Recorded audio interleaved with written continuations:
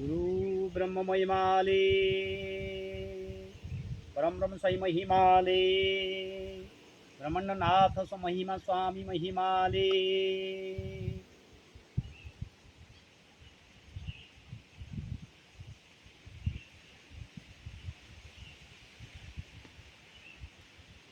ए सत्यसंधानी आत्मान्वेषी गण आसंतु महिमा प्रभुंकर से रोचक भरा आत्मज्ञान रे परिपूर्ण अपूर्व गाथा श्रवण करिबा।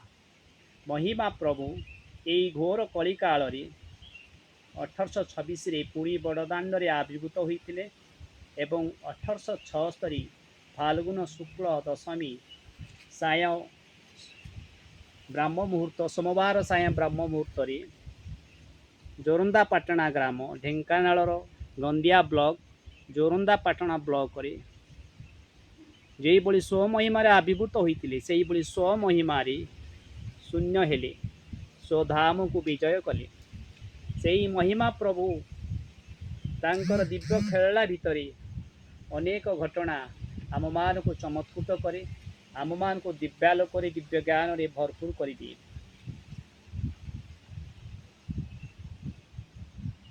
महिमा स्वामी को यही अपूर्व कथा महिमा प्रभु आविर्भावर बहु वर्ष पूर्व बहु शह वर्ष पूर्व पंचसंख्या तांकर रचना भितर सुंदर भाव अवतरण करिसेंती जे प्रभु स्वयं प्रभु परमात्मा यही मर्त्यमंडल को विराजमान करेंगे। भक्त मान को उद्धार करने जटाजुट बेकवान सुशोभित नमोली रूप दिव्य लीला करेंगे। अच्युतानंद दास पंचसखांक भितर जड़े प्रभुंकर पुत्र साधु पुत्र से लिखिछंती ए घर कली काल आसी ब्रह्मांड पकाउची ध्वंसी भक्तों को पड़िला कषण जानिले गुरु नारायण ब्रह्ममंडल प्रकाश बुद्ध स्वरूप विकास कोटि ब्रह्मांड कला हरि विजय कले वसुंधरी जटा कलाप शिरे बही जोगींद्र बेशे भावग्राही कहे अच्युतानंदहीन मो प्रभु बुद्ध नारायण। से बुद्ध नारायण आत्मज्ञान उपदेश प्रदान करिथिबा जीवर समस्त संशय समस्त अज्ञान को उपदेश छिन्न करिथिबा दर्शन मात्र के जीव उद्धार हेउथिबा सेई बुद्ध नारायण नरयुक्त अयन नारायण अयन मान आश्रय सम नर अर्थ केवल मनुष्य नुह समस्त जीव मानकर जे एकमात्र आश्रय से होउछंती नारायण। से अनादि नारायण महिमा सागर महिमा प्रभु यही उत्कल भूमि रे दिव्यलीला करथिले महिमा लीला रचना करथिले साधु और भक्त मान को गणेर धरी प्रभुंकर यही अपूर्व कथा शुणी पारे जड़े महान साधक से थिले सिद्धांती लोचन दास भारत वर्षर पश्चिमांचल तांकर प्रख्याति थिला। से जड़े वीर साधक भाव में सबुआड़े भयभक्ति संचार करते किंतु से शुणिले लोक मुखरु जे उत्कल भूमि रे कई निजको प्रभु बोली प्रचार करुछंती प्रकृत रे से प्रभु ना आउ किए आमे ताकू परीक्षा करू यही भली दम्भ भाव नहीं से उत्कल भूमि को विराजमान कले। यही समय रे महिमा प्रभु सर्व जगतर प्रभु सर्व अंतर्जामी से सिद्धांती अंतर्वार्ता जानीपारी आगुआ तांकर रास्ता मध्य भेट होगापी प्रतीक्षा कले जाऊे से पटे सेपटू आसुंच महिमा प्रभु को परीक्षा करने एपटू महिमा प्रभु विराजमान कर सिद्धांती लोचन दास आड़ को एक विराट अरण्य भितर जंगल भितर विशाल पुष्करिणी महान पुष्करिणी से विराट जलाशय कूल हठात उभयंकर भेट होती परस्पर सम्मुखीन होती। महिमा प्रभु पचारि तुम्बे किए से उत्तर देते आंबे सिद्धांती लोचन दास। सिद्धांती लोचन दास पचारे तुम्हें किए ना आमे महिमा प्रभुंकर जने शिष्य। अच्छा महिमा प्रभु प्रश्न कले तुम्हें कुआड़ जाऊछ ना आमे महिमा प्रभु को परीक्षा करने को जाऊँ तुम्हें किभली परीक्षा कर ना आमे जलाशय ଆତ୍ମଗୋପନ କରିବୁ ସେ ଆମକୁ ଧରିବେ ଏବଂ ସେ ଆତ୍ମଗୋପନ କରିବେ ଆମେ ତାଙ୍କୁ ଧରିବୁ। ଏଇଭଳି ପରୀକ୍ଷା କରିବୁ। ନା ଠିକ୍ ଅଛି, ତୁମେ ଏବେ ଏଇଠାରେ ପରୀକ୍ଷା ଦିଅ। ନିଜର ସାଧନାରେ ମତଗର୍ବ ସିଦ୍ଧାନ୍ତୀ ଲୋଚନ ଦାସ ଅଟହାସ୍ୟ କଲେ ଏବଂ ତାଚ୍ଛଲ୍ୟ କରି କହିଲେ, ତୁମେ ଜଣେ ସାଧାରଣ ସାଧକ ଭଳି ମନେ ହେଉଛ। ମୋତେ କ'ଣ ତୁମେ ଧରିପାରିବ? ନା ଥରେ ପରୀକ୍ଷା ହେଉ। ଏଇଭଳି କଥା ଶୁଣିଲା ପରେ ସେ ଗୋଟେ କ୍ଷୁଦ୍ରାତି କ୍ଷୁଦ୍ର ଜଳଜୀବ ହୋଇ ସେ ଜଳାଶୟ ଭିତରେ ଲୁଚିଗଲେ। ତତ୍କ୍ଷଣାତ୍ ସେଇ ଜଳାଶୟ ଭିତରେ ନିଜକୁ ଶୂନ୍ୟ କରିଦେଲେ। କିନ୍ତୁ ସର୍ବଶକ୍ତିର ମୂଳାଧାର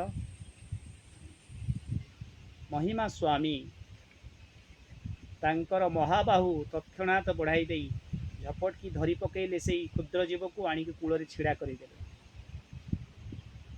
ତାପରେ ସିଦ୍ଧାନ୍ତୀ ଲୋଚନ ଦାସ ଭାବିଲେ, ମୋତେ ସମୟ ବି ନେଲେନି ଧରିବା ପାଇଁ। ଇଏ କିଏ ଏଇ ମହାତ୍ମା? ଜଣେ ସାଧାରଣ ସାଧକ ଭଳି ଦେଖାଯାଉଛନ୍ତି, କିନ୍ତୁ ଆଙ୍କ ପାଖରେ କିଭଳି ପ୍ରଚ୍ଛନ୍ନ ଶକ୍ତି ରହିଛି। ମୁଁ ଏତେ ବଡ଼ ସାଧକ ହୋଇ ମଧ୍ୟ ମୋତେ ଅବସର ଦେଲେନି ଲୁଚିବା ପାଇଁ। ମୁଁ ଲୁଚିବାର ତତ୍କ୍ଷଣାତ୍ ହିଁ ମୋତେ ଆଣିକି କୂଳରେ ଛିଡ଼ା କରିଦେଲେ। ଏବେ ତଥାପି ତାଙ୍କର ଗର୍ବ ଦର୍ପ ଚୂର୍ଣ୍ଣ ହେଉନି। ସେ ନିଜକୁ ଜାଣିପାରୁନାହାନ୍ତି, ପ୍ରଭୁକୁ ଚିହ୍ନି ପାରୁନାହାନ୍ତି। ସେ କହିଲେ, ଏବେ ଆପଣ ଲୁଚନ୍ତୁ, ଆମେ ଧରିବୁ। ଠିକ୍ ଅଛି, ତମେ ଏବେ ମହିମା ପ୍ରଭୁଙ୍କୁ ଧର। ଏଇଭଳି ଆଜ୍ଞା କରି ପ୍ରଭୁ କ'ଣ କଲେ, ଜଳରେ ଜଳ ହୋଇଗଲେ। ସେ ତାଙ୍କର ସାଧନା ଯାହା ବି ଲବ୍ଧ କରିଥିଲେ ସାଧନା ଶକ୍ତି, ତା ବଳରେ ଚେଷ୍ଟା କଲେ ତାଙ୍କୁ ପ୍ରଭୁଙ୍କୁ ଧରିବା ପାଇଁ। ପାଦ ପାଣି ନାହିଁ, ତାଙ୍କୁ ଧରିବ କିଏ? ଏମନ୍ତ ବ୍ରହ୍ମ ସ୍ୱରୂପ ଦେଖା ନଯାଏ। ସେହି ମହାପ୍ରଭୁ ଜଳରେ ଜଳ ହୋଇଯାଇଛନ୍ତି। ସେ ଯେତେ ଯେତେ ଜୀବ ଥିଲେ, ଅସଂଖ୍ୟ ଜୀବ ଥିଲେ, ସମସ୍ତଙ୍କୁ ଗୋଟି ଗୋଟି କରି ପରୀକ୍ଷା କରିବାକୁ ଚେଷ୍ଟା କଲେ, କିନ୍ତୁ ନିରାଶ ହୋଇ ପଡ଼ିଲେ, ପ୍ରଭୁଙ୍କୁ ପାଇଲେ ନାହିଁ। ସେ ଜାଣିପାରିଲେ ନାହିଁ ଏ ପ୍ରକୃତରେ ପ୍ରଭୁ ଆସିଛନ୍ତି, ସର୍ବ ଜଗତର ପ୍ରଭୁ, ସର୍ବ ଜୀବମାନଙ୍କର ପ୍ରଭୁ, ସେ ଦୀନବନ୍ଧୁ। ମୁଁ ନ ଜାଣିପାରି ମୋର ଏଇ ଯେଉଁ ସେଇ ପ୍ରଭୁଙ୍କ କୃପାରେ କିଛି ସାଧନା ଲବ୍ଧ ଶକ୍ତି ପ୍ରାପ୍ତ ହୋଇଛି, ତାରି ବଳରେ ମୁଁ ବଳିୟାନ ହୋଇ ନିଜକୁ ନିଜ ଅହଙ୍କାର ନିଜକୁ ନିଜେ ଭୁଲି ଯାଇଛି, ପ୍ରଭୁଙ୍କୁ ଭୁଲି ଯାଇଛି। ସେ ପଶ୍ଚାତାପ ଅନଳରେ ଏଭଳି ଦଗ୍ଧୀଭୂତ ହେଲେ। ପ୍ରଭୁଙ୍କୁ ସଙ୍ଗେ ସଙ୍ଗେ ପ୍ରାର୍ଥନା କରିଛନ୍ତି ଭକ୍ତିରେ, ପ୍ରଭୁ ମୋର କ୍ଷମା, ମୋତେ କ୍ଷମା କରନ୍ତୁ ପ୍ରଭୁ, ମୁଁ ବହୁତ ଦୋଷ କରିଛି। ଏବେ ଏ ଅଧମ ବୁଝିପାରିଛି ସ୍ୱୟଂ ପରମ ପରମୂର୍ତ୍ତି ଏଇ ମର୍ତ୍ତ୍ୟଧାମରେ ସନ୍ନ୍ୟାସ ବେଶରେ ବିରାଜମାନ କରୁଛନ୍ତି। ସାଧାରଣ ସନ୍ନ୍ୟାସ ଭଳି ବିଚାର ଆଲୋଚନା କରୁଛନ୍ତି, ଲୀଳା ବିହାର କରୁଛନ୍ତି। ପ୍ରଭୁ ଏଥର ଏ ଅଧମକୁ ଦୃଶ୍ୟ ହଉ। ପ୍ରଭୁ ତତ୍କ୍ଷଣାତ୍ ସେଇ ଜଳାଶୟ ଉପରେ ଏକ ବିଶାଳ ଭୟଙ୍କର ରୂପ ଦର୍ଶନ କରାଇଲେ ସିଦ୍ଧାନ୍ତୀ ଲୋଚନ ଦାସକୁ। ସିଦ୍ଧାନ୍ତୀ ଲୋଚନ ଦାସଙ୍କର ସମସ୍ତ ସଂଶୟ ଛିନ୍ନ ହେଲା, ତାଙ୍କର ସମସ୍ତ ଗର୍ବ ଚୂର୍ଣ୍ଣ ହେଲା। ସେ ସମ୍ପୂର୍ଣ୍ଣ ଭାବେ ସର୍ବତ ଭାବେ ପ୍ରଭୁଙ୍କ ଚରଣାରବିନ୍ଦରେ ସେହି ଭୂମିଠାରେ ସାଷ୍ଟାଙ୍ଗ ଶରଣାପନ୍ନ ହୋଇ ପ୍ରଭୁଙ୍କୁ ପ୍ରାର୍ଥନା କଲେ, ପ୍ରଭୁ ଏ ଅଧମକୁ କୁଠାତ କରନ୍ତୁ। ଏ ଅଧମ କିପରି ପ୍ରଭୁଙ୍କର ସେବା ଲାଗି ହେଇପାରିବ, ଏ ଜୀବନକୁ କୁଠାତ କରିପାରିବ, ଏ ଅଧମକୁ ପ୍ରଭୁ କୃପା କରନ୍ତୁ। ଏଇଭଳି ଆଜ୍ଞା କଲେ। ପ୍ରଭୁ ସେଇଠାରେ ତାଙ୍କୁ ମହିମା ଧର୍ମର ଯେଉଁ ସନ୍ନ୍ୟାସ ଅଭୂତ ସନ୍ନ୍ୟାସ ପନ୍ଥାର ସମସ୍ତ ନୀତି ନିୟମ ଉତ୍ତମ ଭାବରେ ବୁଝାଇବା ପରେ ସେ ତାଙ୍କର ପୂର୍ବ ସକାମ ବେଶଭୂଷା ସନ୍ନ୍ୟାସ ବେଶଭୂଷା ତ୍ୟାଗ କଲେ। ମାଳା ତିଳକ ଚନ୍ଦନ ଯାହା ସବୁ ଥିଲା କଲେ ଏବଂ ପ୍ରଭୁଙ୍କ ଆଜ୍ଞାରେ ବଳକଳ ଧାରଣ କରି ମହିମା ଧର୍ମର ଅନ୍ୟତମ 64 ସିଦ୍ଧ ସାଧୁ ସିଦ୍ଧାନ୍ତୀ ଲୋଚନ ଦାସରୁ ବ୍ରହ୍ମଭୂତ ଲୋଚନ ବାବା ନାମରେ ନାମିତ ହେଲେ, ବିଖ୍ୟାତ ହେଲେ। ପ୍ରଭୁଙ୍କ ସେବା ଲାଗି ହେଲେ ଏବଂ ମହିମା ଧର୍ମ ପ୍ରଚାର ପ୍ରସାର ନିଜକୁ ଆତ୍ମସମର୍ପଣ କଲେ। ଗୁରୁ ବ୍ରହ୍ମ ମହିମା ଆଲି।